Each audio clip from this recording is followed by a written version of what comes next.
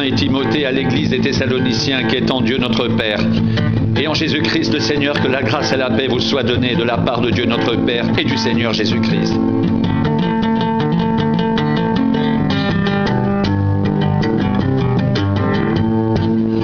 Nous devons à votre sujet, frères, rendre continuellement grâce à Dieu, comme cela est juste.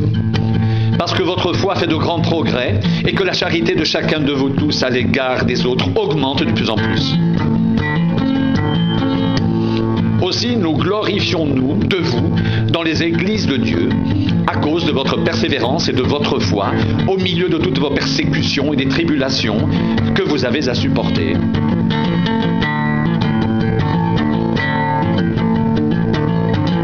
C'est une preuve du juste jugement de Dieu, pour que vous soyez jugés dignes du royaume de Dieu pour lequel vous souffrez, car il est de la justice de Dieu de rendre l'affliction à ceux qui vous affligent, et de vous donner, à vous qui êtes affligés, du repos avec nous, lorsque le Seigneur Jésus apparaîtra du ciel avec les anges de sa puissance au milieu d'une flamme de feu, pour punir ceux qui ne connaissent pas Dieu et ceux qui n'obéissent pas à l'évangile de notre Seigneur Jésus.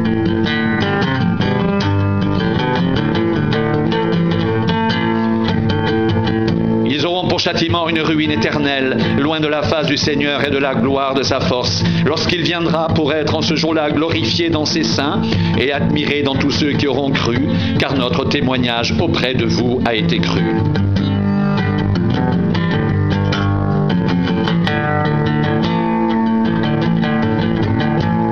C'est pourquoi aussi nous prions continuellement pour vous, afin que notre Dieu vous juge digne de la vocation et qu'il accomplisse par sa puissance tous les desseins bienveillants de sa bonté et l'œuvre de votre foi, pour que le nom de notre Seigneur Jésus soit glorifié en vous et que vous soyez glorifiés en lui selon la grâce de notre Dieu et du Seigneur Jésus-Christ.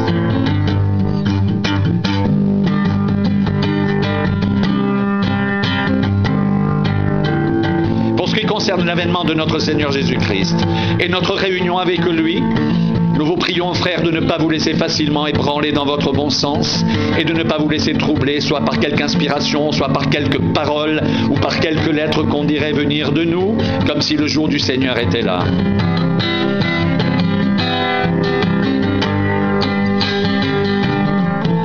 Que personne ne vous séduise d'aucune manière. Car il faut que l'apostasie soit arrivée auparavant, et qu'on ait vu paraître l'homme du péché, le fils de la perdition, l'adversaire qui s'élève au-dessus de tout ce qu'on appelle Dieu ou de ce qu'on adore, jusqu'à s'asseoir dans le temple de Dieu, se proclamant lui-même Dieu.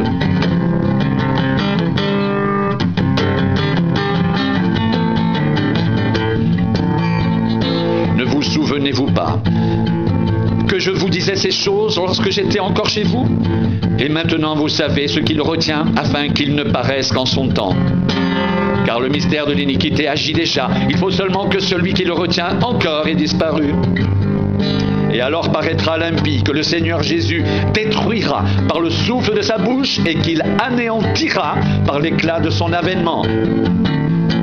L'apparition de cet impie se fera par la puissance de Satan, avec toutes sortes de miracles, de signes et de prodiges mensongers, et avec toutes les séductions de l'iniquité pour ceux qui périssent, parce qu'ils n'ont pas reçu l'amour de la vérité pour être sauvés.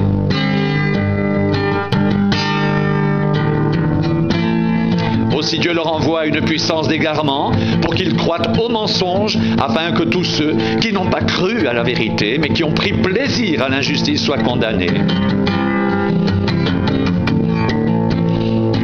Pour nos frères bien-aimés du Seigneur, nous devons à votre sujet rendre continuellement grâce à Dieu, parce que Dieu vous a choisi dès le commencement pour le salut, par la sanctification de l'Esprit et par la foi en la vérité. C'est à quoi il vous a appelé par notre évangile, pour que vous possédiez la gloire de notre Seigneur Jésus-Christ.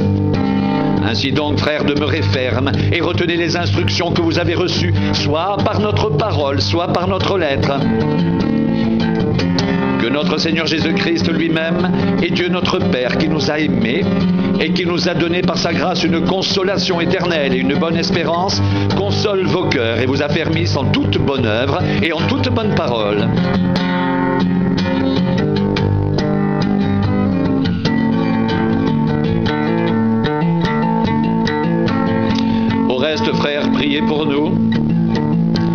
afin que la parole du Seigneur se répande et soit glorifiée comme elle l'est chez vous, et afin que nous soyons délivrés des hommes méchants et pervers, car tous n'ont pas la foi. Le Seigneur est fidèle, il vous affermira et vous préservera du malin.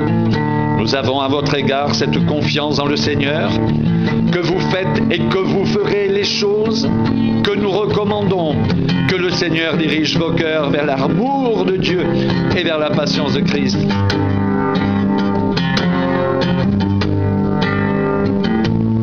Que le Seigneur dirige vos cœurs vers l'amour de Dieu et vers la patience de Christ. Au reste, frères, priez pour nous, afin que la parole du Seigneur se répande et soit glorifiée comme elle l'est chez vous, et afin que nous soyons délivrés des hommes méchants et pervers, car tous n'ont pas la foi. Le Seigneur est fidèle, il vous affermira et vous préservera du malin. Nous avons à votre égard cette confiance dans le Seigneur, que vous faites et que vous ferez les choses que nous recommandons. Que le Seigneur dirige vos cœurs vers l'amour de Dieu et vers la patience de Christ.